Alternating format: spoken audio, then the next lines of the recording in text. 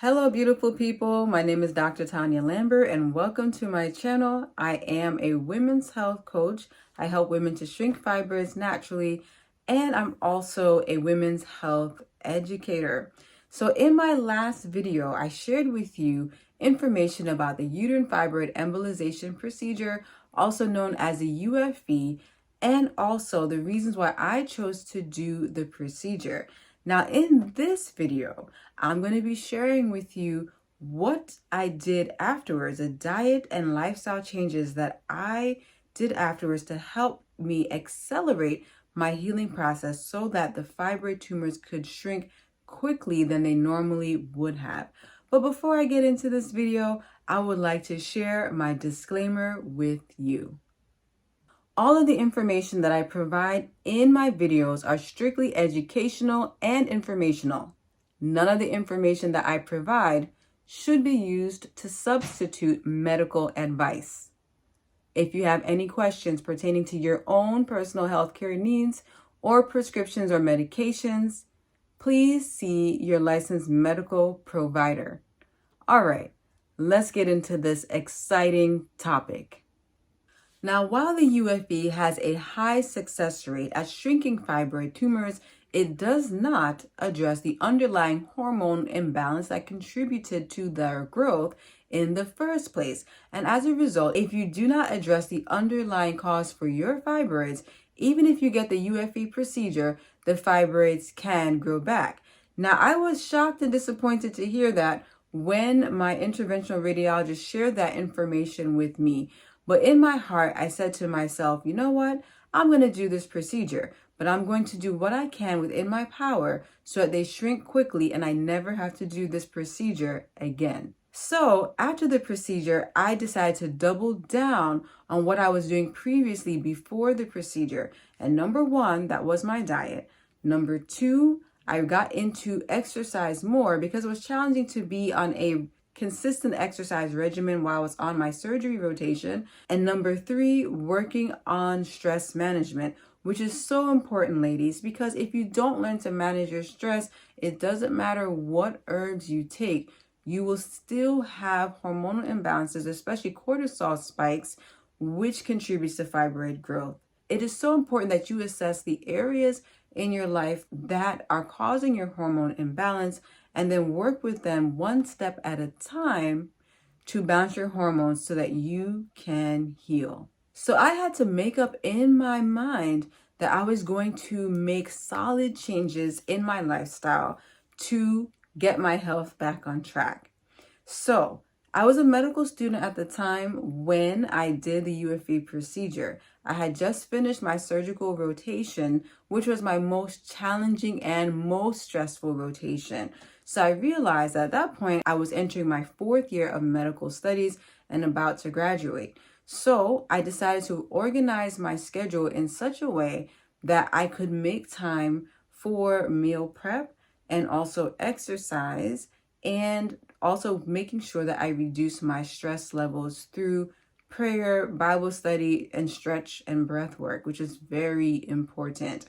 So a few things that I did. First, you have to make sure you get your schedule in order.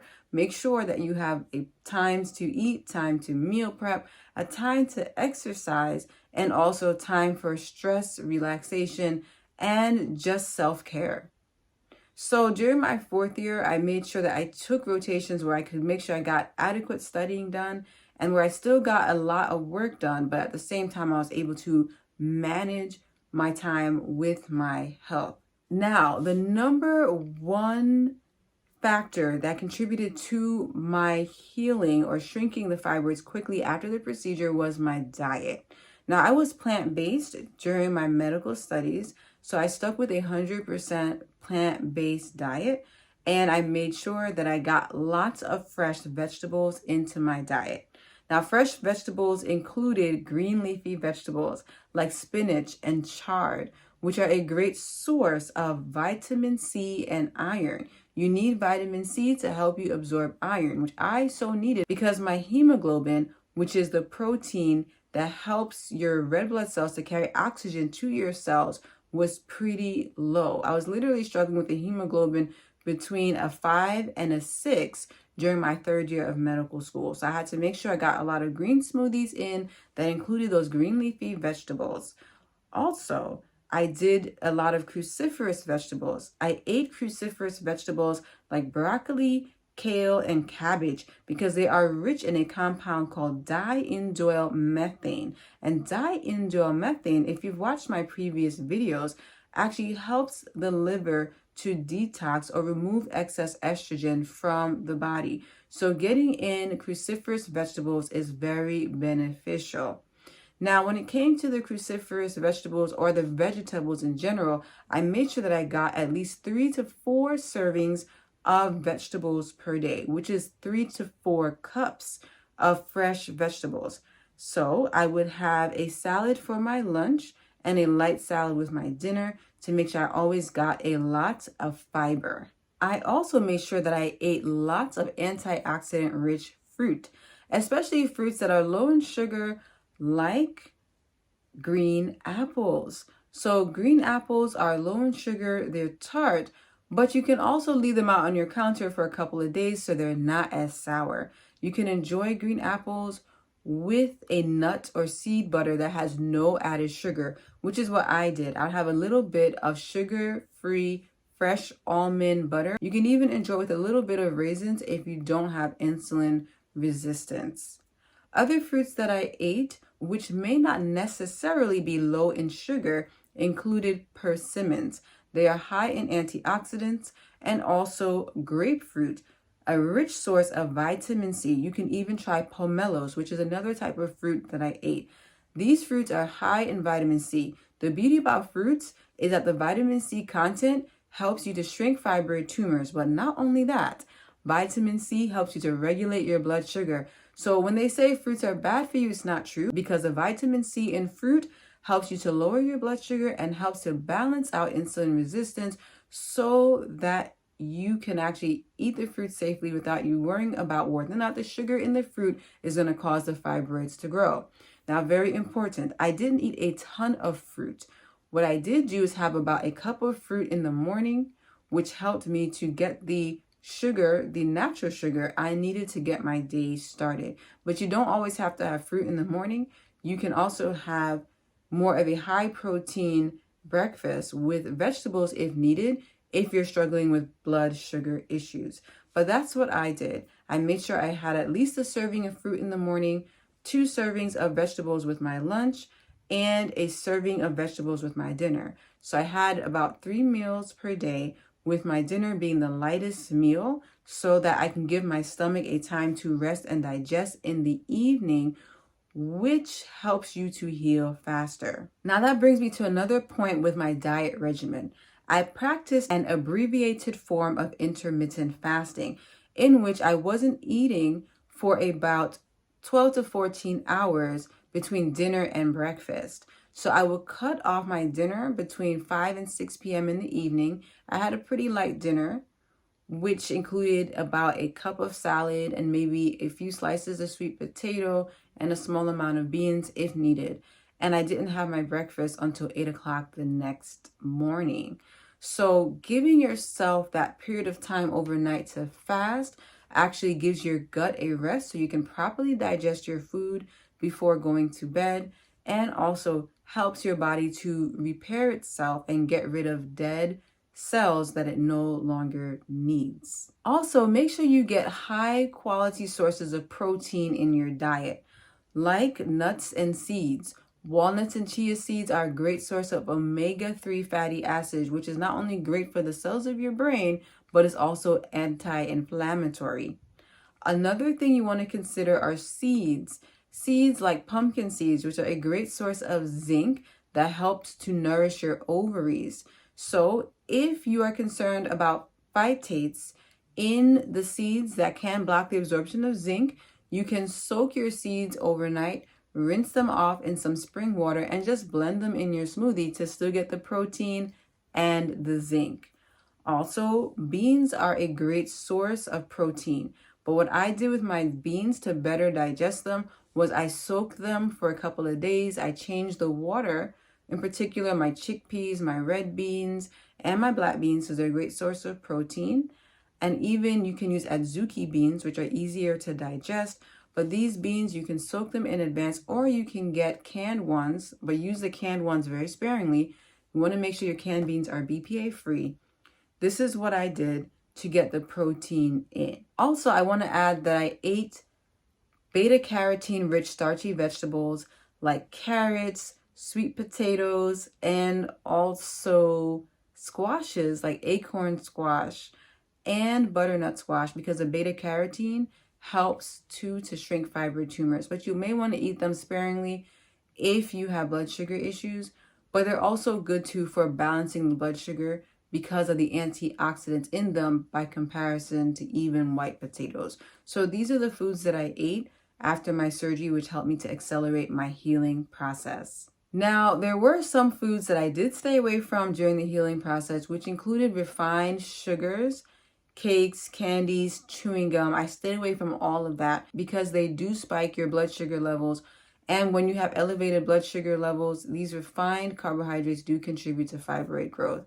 So to help me to curb my sweet or my sugar cravings, I would actually do vegetable juice fast for 3 days at a time, which helped me to improve my liver function, but also gave my stomach a rest from foods to digest to also promote the healing process. And when you're eating lots of fruits and vegetables or even juicing them, that helps you to reset your taste buds so that you don't eat as much refined carbohydrates or pastries, sugars, and cakes. You can also consider doing 1 day of water fasting per week. And usually when I fast, I do pray and read my Bible and just meditate on the healing power of Christ and what he's doing in my life, because that helps me to focus less on food and more on healing and also resetting my mind so that my body can heal. Another thing that I did was I focused on low impact exercise. So after my procedure, I was still pretty anemic. And so as a result, I wasn't able to do any heavy lifting or running. So I focused on low impact exercises like walking, brisk walking early in the morning or in the evening, or even Pilates. Pilates is a great choice because it is low impact for the most part. If you take a low or intermediate level course, in that case, you'll be focusing more on improving circulation throughout the entire body and even the womb. So make sure you get exercise. I made sure I did 3 to 4 days of exercise, about 30-minute sessions of either walking or Pilates. And I also made sure that I did not overexert myself. So do what you can do, not what you can't do, because if you overexert yourself, exercise can actually cause stress on the body and interfere with your healing process. So do lighter exercises and just do as much as your body can tolerate, and that would help you to accelerate your healing faster. And finally, stress management. Ladies and gents, if there are any men watching this video, med school was stressful. And so that doesn't really help in terms of healing from fibroids, especially if you want to do things completely natural. It can make it a little bit challenging. So during my 4th year, it was a little bit easier to focus on my healing and eating the right foods and also juicing where I could to help me to heal quicker, but also focusing on the Word of God. Now, for me as a Christian coach, I focus on the Holy Scriptures, the Holy Bible, because a lot of the times women, we tend to carry a lot of worries on our mind, and unfortunately, it impacts our womb, which is the most delicate or one of the most delicate organs of our bodies. So it is so important that you reflect on scriptures like 1 Peter chapter 5, verse 7, which says, casting your cares upon him, Jesus Christ, because he cares for you. So it's very important to keep a journal of the emotions that you feel throughout the day. Be strategic about your journaling. Write down the issues or the events that caused you stress and why they did, and reflect on how you can handle that stress better the next time so that you don't have to continuously repeat stressful events or that prevent you from healing. So ultimately, these were the 3 top things that I did. I stuck with a plant-based diet strictly.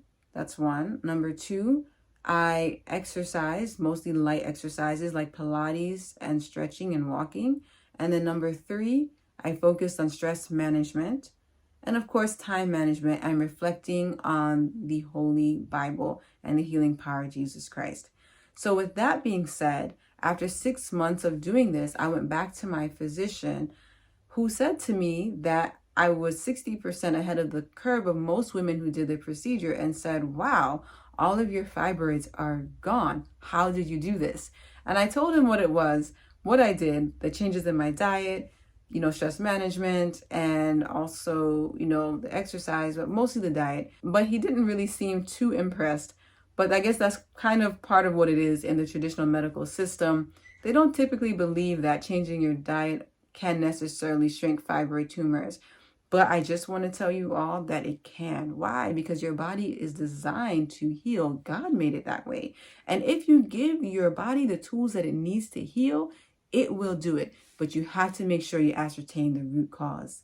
So this brings me to the end of my video. I just want to share with you all that I'm a fibroid health coach. And if you're interested in working with me, see the link in my bio to schedule a free consultation with me to see if the services that I provide will be a good fit for you. Also, if you found value in this video, give it a thumbs up, share it with your friends, subscribe to the channel, and hit the bell notification so that you will get future notifications of the videos that I release on my YouTube channel. Now, in my next video, I'm going to be sharing with you a pretty well requested topic. Some of the ladies wanted to know about the IUD and what are the pros and cons of using it. Now, the reason why I decided to talk about this topic is because many women with fibroids also have endometriosis. And the IUD, or intrauterine device, is one of the devices that is commonly prescribed to women with endometriosis. However, if you have fibroids, and especially the heavy bleeding symptom of fibroids, the IUD can contribute to that. So I'll be sharing with you some information on the IUD on my next video. So I look forward to seeing you all in that video. Take care of yourselves and see y'all later.